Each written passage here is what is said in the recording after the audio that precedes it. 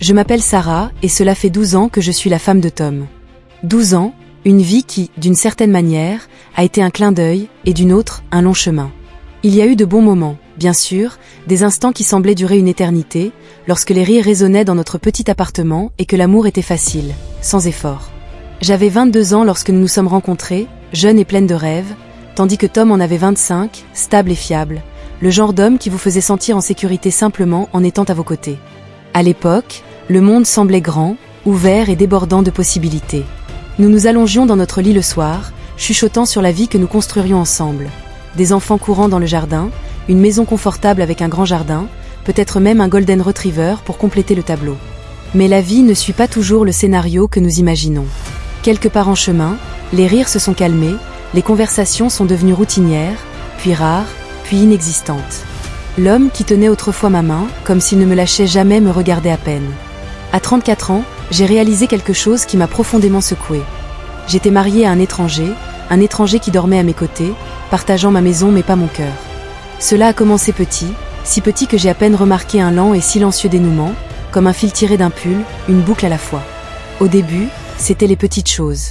Tom a arrêté de m'embrasser pour me dire bonne nuit, et je l'ai ignoré, pensant qu'il était juste fatigué à cause de ses longs quarts de travail à l'usine, du stress de payer les factures, du poids du quotidien. J'ai compris, puis les baisers de bonne nuit se sont transformés en hochements de tête lointains. Les textos amusants que nous nous envoyions pendant la journée ont disparu. Les conversations sont devenues de courts échanges mécaniques. As-tu payé la facture d'eau? Ouais, qu'est-ce que tu veux pour le dîner? Peu importe. Je me disais que c'était une phase, que tous les mariages passent par là, n'est-ce pas? Mais au fond de moi, je le sentais. Quelque chose entre nous était en train de changer, et j'avais trop peur d'admettre que nous nous effondrions lentement et silencieusement. Puis le silence est arrivé. Il franchissait la porte après le travail, les épaules lourdes d'épuisement, croisant à peine mon regard. Il dînait sans un mot, poussant sa nourriture dans son assiette, le cliquetis de sa fourchette étant le seul bruit entre nous. Ensuite, il s'enfonçait dans le canapé, faisant défiler son téléphone ou fixant la télévision, perdu dans un monde où je n'existais plus parfois. Il s'endormait là, la tête penchée sur le côté, et je le regardais, me demandant où était passé l'homme que j'avais épousé. J'ai essayé, ô combien j'ai essayé. J'ai préparé ses plats préférés, du poulet rôti avec de la purée de pommes de terre, ce chili épicé qu'il adorait. Je mettais joliment la table, allumais une bougie, espérant que la romance pourrait renaître avec la bonne atmosphère. Je lui demandais comment s'était passée sa journée, espérant le ramener à moi.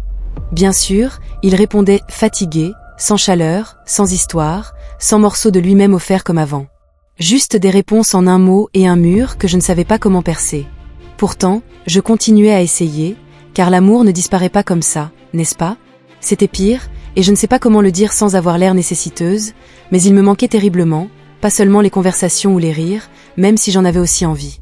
La façon dont il me tendait la main dans le noir, la façon dont son contact me faisait sentir comme si j'étais la seule personne au monde, me manquait. Je ne suis pas vieille, 34 ans, ce n'est pas vieux, n'est-ce pas? Allongée à côté de lui, nuit après nuit, intacte et inaperçue, j'ai commencé à me sentir invisible, comme si j'avais disparu dans l'arrière-plan de sa vie, comme si je n'étais rien de plus qu'une ombre à ses côtés. J'ai attendu, mon Dieu, comme j'ai attendu. Je restais allongée, le cœur battant, priant pour qu'il se retourne, me tire contre lui, murmurant quelque chose de doux contre ma peau, qu'il se souvienne de moi, me veuille, me manque comme il m'a manqué, mais il ne l'a jamais fait. Il se détournait simplement, soupirait lourdement et s'endormait. Ses ronflements remplissaient le silence entre nous, et je restais à fixer le plafond, noyée dans la solitude, me demandant quand exactement j'étais devenue une étrangère dans mon propre mariage. J'ai essayé de lui en parler une nuit, après qu'il m'ait encore ignorée. Je n'en pouvais plus. Je me suis assise dans mon lit, j'ai allumé la lampe et j'ai dit « Tom, qu'est-ce qui ne va pas chez nous ?» Il gémit et se frotta les yeux, comme si je l'avais réveillé d'un rêve parfait. « De quoi parles-tu, Sarah ?» Il a marmonné. « Je parle de nous, » ai-je dit, ma voix tremblante. « Tu ne me touches plus, tu ne me regardes même pas, tu ne m'aimes pas ?» Il soupira longuement et lourdement et dit « Bien sûr que je t'aime, je suis juste fatigué, le travail a été un enfer, pouvons-nous en parler plus tard ?» Mais plus tard, cette conversation n'est jamais arrivée. Elle a eu lieu 3 fois de plus au cours des mois suivants, et à chaque fois, je devenais un peu plus bruyante, un peu plus en colère. « Tom, je suis ta femme !» ai-je crié une fois, debout dans la cuisine avec une spatule à la main. J'ai besoin de toi, j'ai besoin de mon mari, pas seulement d'un gars qui paie les factures.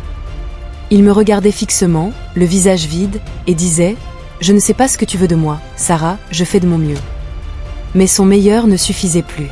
J'ai commencé à me demander si j'étais le problème. Peut-être que je n'étais plus assez jolie, peut-être que je me laissais aller. Je me tenais devant le miroir, tirant sur mes hanches, fronçant les sourcils devant les rides de mon visage, mais au fond de moi, je savais que ce n'était pas moi, c'était nous. Un soir, après un autre dîner silencieux, j'ai perdu le contrôle.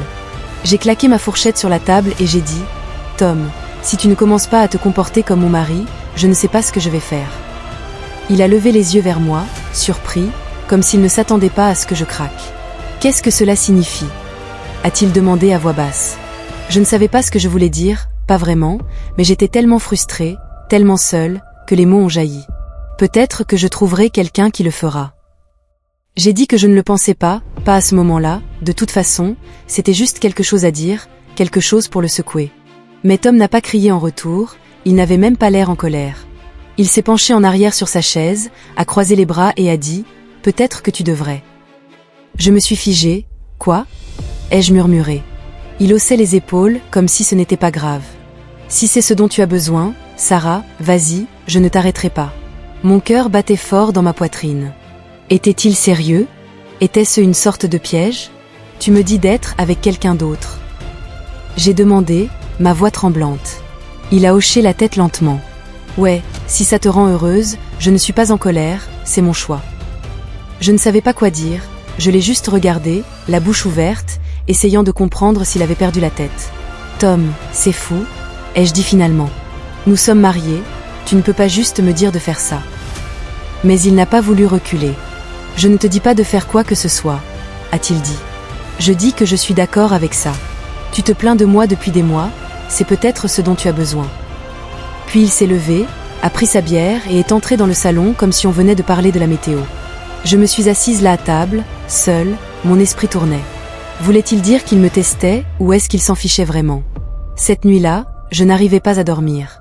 Je n'arrêtais pas de repasser ces mots dans ma tête. Vas-y, c'est mon choix.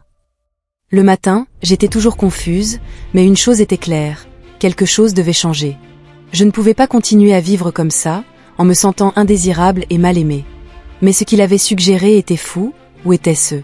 Quelques jours plus tard, j'en ai reparlé. Nous étions dans la voiture en route pour l'épicerie et je n'ai plus pu me retenir. Tom, ai-je dit en regardant par la fenêtre, est-ce que tu pensais vraiment ce que tu as dit l'autre soir? Il m'a regardé, puis s'est retourné vers la route. À propos de ce qu'il avait demandé, même si je savais qu'il savait que j'étais avec quelqu'un d'autre. J'ai dit que mon visage brûlait. Il n'a pas hésité. Ouais, je le pensais. Si c'est ce que tu veux, ça me va. Je me suis retournée pour le regarder, cherchant sur son visage un signe de colère ou de blessure, mais il n'y avait rien, juste ce même regard vide. Tu t'en fiches? Ai-je demandé. Il a secoué la tête. Non, c'est à toi de jouer. Je n'ai rien dit d'autre pendant le reste du trajet, mon esprit était en désordre. Une partie de moi était furieuse. Comment pouvait-il être si désinvolte à ce sujet? Mais une autre partie, plus calme, était curieuse. Et si je le faisais? Et si je trouvais quelqu'un qui me fasse me sentir à nouveau en vie? J'ai repoussé cette pensée aussi vite qu'elle est venue. Je n'étais pas ce genre de femme, j'avais fait des vœux, j'aimais Tom même s'il avait arrêté de le montrer.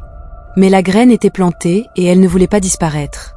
Les semaines ont passé et rien ne s'est amélioré. Tom a gardé ses distances et je me sentais de plus en plus vide. Un soir, je suis sortie avec mon amie Lisa. Elle est célibataire, bruyante et m'entraîne toujours dans ses histoires folles. Nous étions dans un bar du centre-ville en train de siroter du vin bon marché. Quand je lui ai tout raconté, elle a dit « Quoi ?» Elle a crié, renversant presque son verre. « Sarah, c'est dingue, ton mari te donne un laissez-passer gratuit. » J'ai ri, mais c'était creux. Je ne savais pas quoi faire. J'ai admis que j'étais en colère contre lui, mais il me manque aussi, et maintenant il a mis cette idée folle dans ma tête. Lisa a souri, ses yeux pétillants de malice. Eh bien, s'il est d'accord avec ça, pourquoi ne pas t'amuser un peu? Tu le mérites après avoir supporté cet homme. J'ai secoué la tête. Lisa, je ne peux pas, c'est mal. Elle s'est penchée plus près en baissant la voix.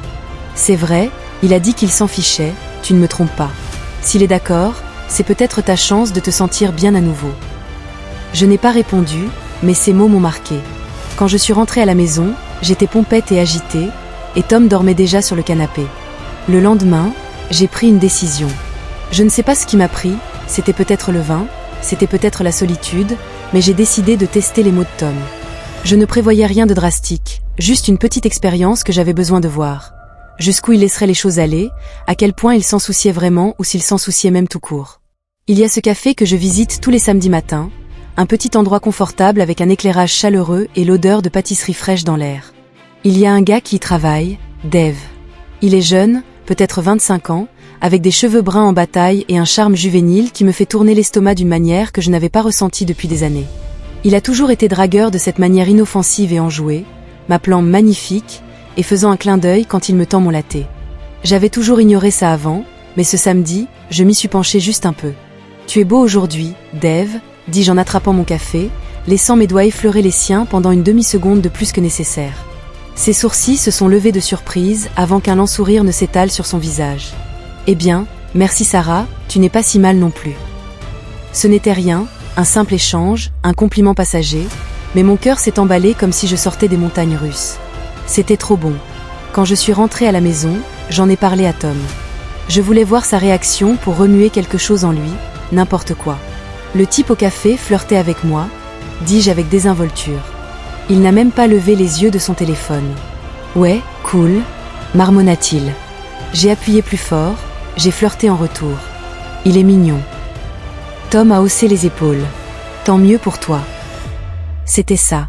Pas de jalousie, pas d'hésitation, pas de questions, rien du tout. Et d'une certaine manière, ça m'a fait plus mal que s'il avait été en colère. C'est là que j'ai réalisé qu'il était sérieux. Il s'en fichait complètement. Quelque chose en moi s'est brisé. S'il ne se battait pas pour moi, pourquoi devrais-je continuer à me battre pour nous? Pendant les semaines qui ont suivi, je me suis laissée aller. Dave a commencé à m'envoyer des textos, rien d'extraordinaire, juste des petits messages comme « Tu m'as manqué au magasin aujourd'hui » ou « Tu es mon client préféré ». Je riais comme une adolescente à chaque fois que mon téléphone vibrait. C'était innocent, mais c'était quelque chose. Puis un jour, il m'a invité à sortir. « Tu veux aller boire un verre un de ces jours ?» a-t-il écrit. Mes mains tremblaient tandis que je répondais « Bien sûr ». J'ai dit à Tom ce soir-là que je sortais avec Dave demain. J'ai dit que j'attendais qu'il m'arrête. Il ne s'est pas amusé. Le lendemain soir, j'ai mis une jolie robe, je me suis coiffée et j'ai rencontré Dave dans un petit bar de l'autre côté de la ville. Il était gentil, drôle, attentionné, comme Tom ne l'avait pas été depuis des années. Nous avons discuté pendant des heures et quand il m'a raccompagnée à ma voiture, il m'a embrassée. Ce n'était pas un baiser dramatique, juste un baiser doux, mais cela m'a illuminé de l'intérieur. Je me suis sentie à nouveau désirée. En rentrant chez moi, Tom regardait la télévision. « Comment c'était » a-t-il demandé, comme si j'étais sortie avec une amie. « Bien » ai-je répondu d'une voix tendue. Il m'a embrassée. Tom a hoché la tête. « Bien » J'avais envie de crier, c'est tout ce qu'il a à dire. Mais je ne l'ai pas fait. Je suis allée me coucher, l'esprit en ébullition. S'il se fichait de Dave, de quoi d'autre se soucierait-il? C'est là que les choses se sont compliquées. Dave m'a présenté à ses amis Matt et Ryan. Ils avaient tous les deux son âge, une vingtaine d'années, plein d'énergie et de cette confiance en soi qui vient avec la jeunesse. Matt était le discret, l'observateur aux yeux sombres qui semblait toujours lire entre les lignes.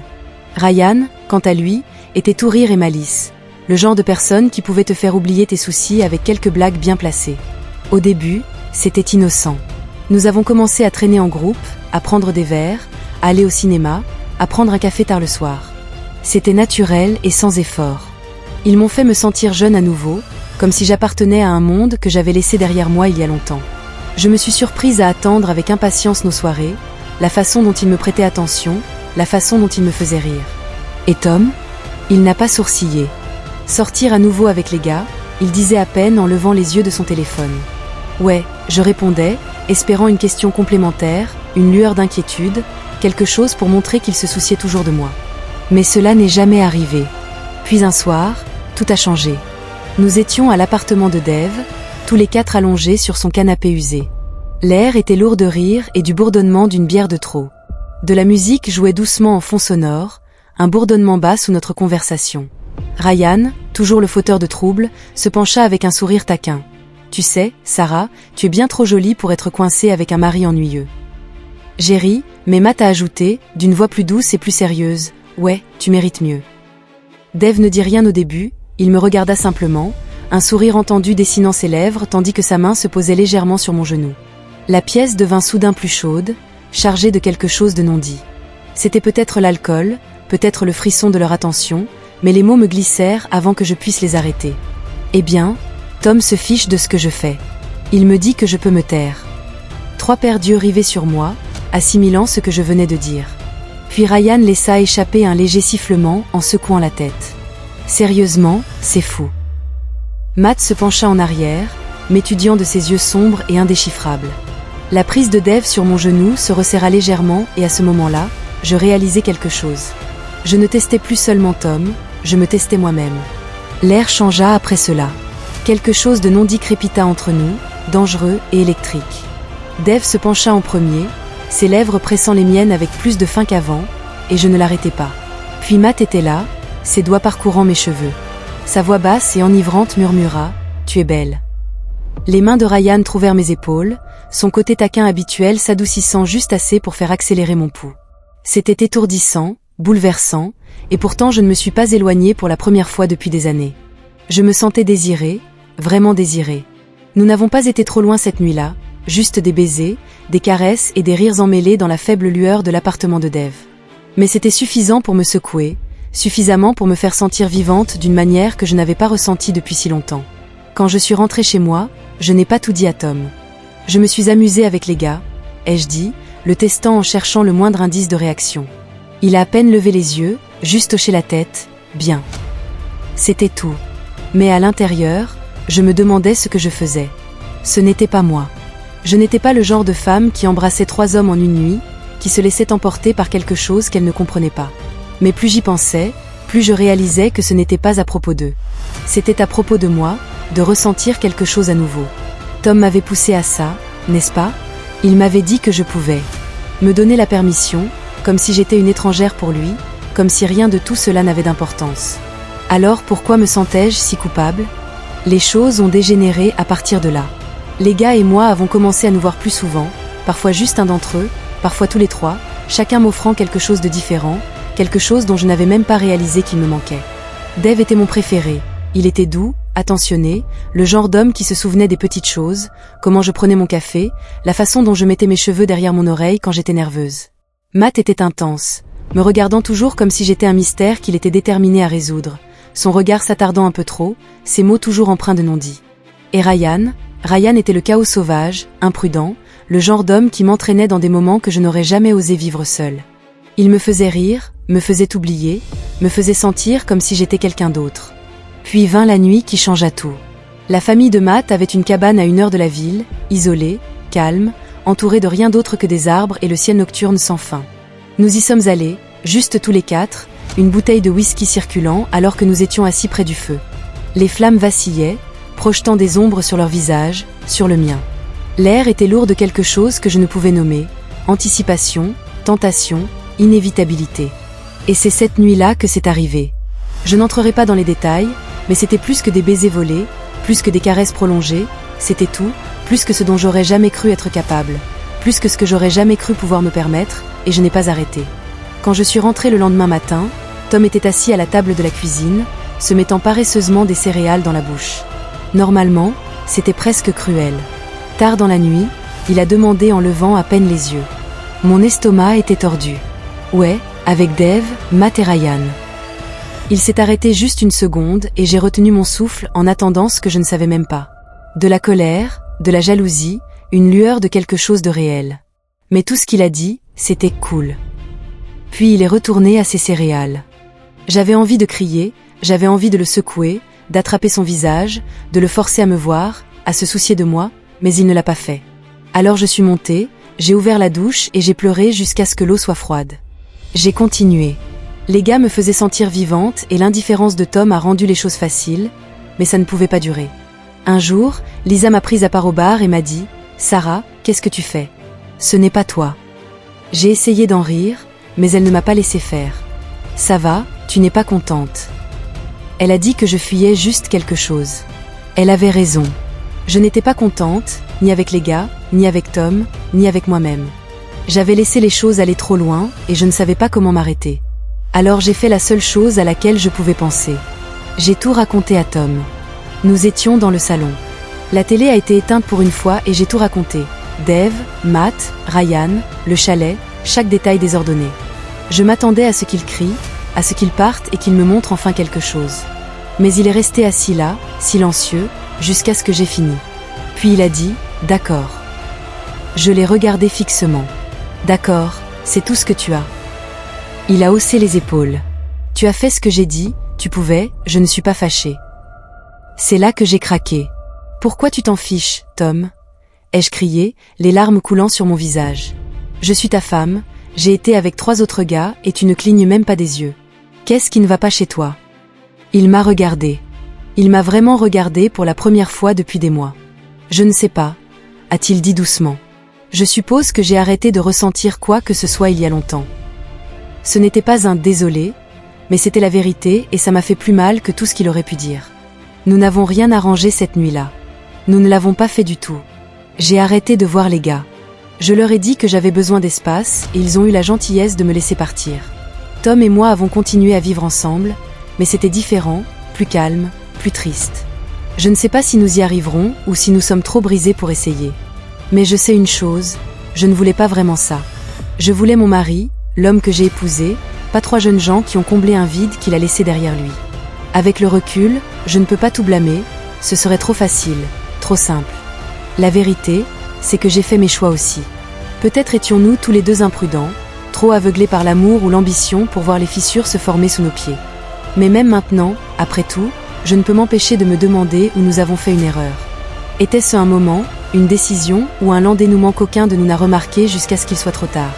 Je repasse notre histoire dans ma tête comme un film avec des scènes manquantes, à la recherche du tournant, de l'instant où l'amour s'est transformé en quelque chose de méconnaissable. Nous avions autrefois de grands et beaux rêves. Nous avons construit un monde ensemble, brique par brique, seulement pour le regarder s'effondrer entre nos mains. Comment nous sommes-nous perdus si complètement? C'est ce qui reste. Je n'ai pas les réponses. Tout ce que j'ai, c'est l'écho du rire qui ne remplit plus notre maison, le poids des mots non dits et le souvenir d'une vie qui semblait autrefois durer une éternité. Et maintenant, me voici debout à regarder l'étrange chemin sinueux qui m'a conduite ici, seule avec seulement le passé comme compagnon.